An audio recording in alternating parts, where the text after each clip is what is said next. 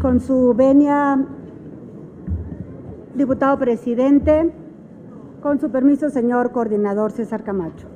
Compañeras y compañeros, he pedido la palabra para hablar a favor de este artículo que me parece de la mayor importancia y que creo que esta Constitución, el proyecto que envió el jefe de gobierno, una de las mayores críticas tenía que ver con el tema de derechos y otros temas más. Pero algo que me parece fundamental son los principios. Y es uno de los grandes avances de esta Constitución, sus principios rectores, y es algo de lo que considero debemos estar muy orgullosos. Porque los principios son columnas fundamentales, no solo para el ejercicio de los derechos, que ya de por sí es primordial, sino además son columna fundamental para el ejercicio de la función de los poderes públicos. Son columna fundamental para la organización político-administrativa de la Ciudad de México. Son columna fundamental para la generación del marco jurídico general. Esta Constitución es una ley más, pero es la ley fundamental, la ley de leyes, la ley primigenia, la que va a dar origen al nuevo marco jurídico que tendrá la Ciudad de México. Y estamos hablando mínimo de más de 140 leyes que tendrán que derivar y que será esta Asamblea Constituyente actual que le tocará iniciar todo este proceso del nuevo marco jurídico, pero también lo será el próximo Congreso.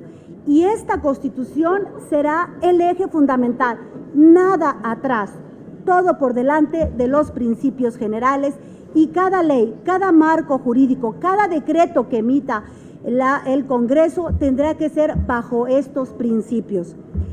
Los principios es el camino que hace posible el ejercicio pleno de derechos, pero también los principios son el camino rector de obligación para las autoridades frente a su responsabilidad de garantizar el cumplimiento de derechos, pero también en su función que le atribuye a la ley.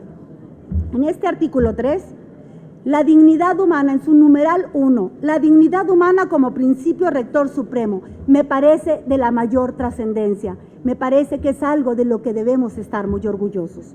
Reconoce la protección de los derechos como fundamento de esta Constitución, pero en su numeral 2 tiene algo extraordinario, más de 17 derechos que la ciudad asume como principios en un primer apartado: el respeto a los derechos humanos, la defensa del Estado democrático, el diálogo social, la cultura de la paz, el respeto a la propiedad privada. Está en el 27 constitucional y me parece que es algo que tiene que respetarse, pero que además ha sido una demanda y que fue motivo de una gran discusión y debate público.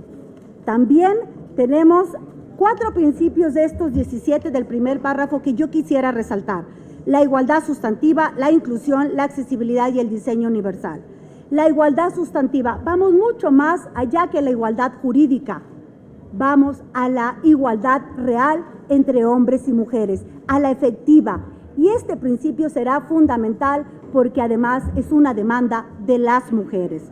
La inclusión, y yo les quiero dar aquí las gracias por haber admitido este principio. La inclusión es fundamental. No solo es para las personas con discapacidad, es para todos y para todos, y es uno de los principios, el principio último, el más moderno, que ha emitido Naciones Unidas a través de la Convención de los Derechos de las Personas con Discapacidad, y que además nos lleva a otro tema. La inclusión tiene que ver con la organización etaria de la sociedad. Niños, niñas, adultos mayores, todos. La accesibilidad. La accesibilidad no solo es un principio de la Convención de los Derechos de las Personas con Discapacidad, la aporta por primera vez en 2006 Naciones Unidas en esta convención. La accesibilidad es fundamental, es principio de principios porque es ese principio rector que hace posible el ejercicio de derechos. La accesibilidad a la comunicación, vivienda, salud, educación, a todos los derechos.